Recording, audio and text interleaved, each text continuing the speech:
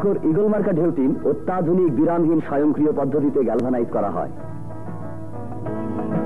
গ্যালকো বিভিন্ন প্রকারের ও বিভিন্ন রঙের টিনও বাজারজাত করছে।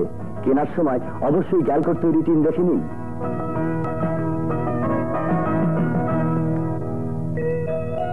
রূপার মতো ঝকঝকে, ঝড় বাদলেও চকচকে, গ্যালকোর ঈগল মার্কা ঢেউ টিন।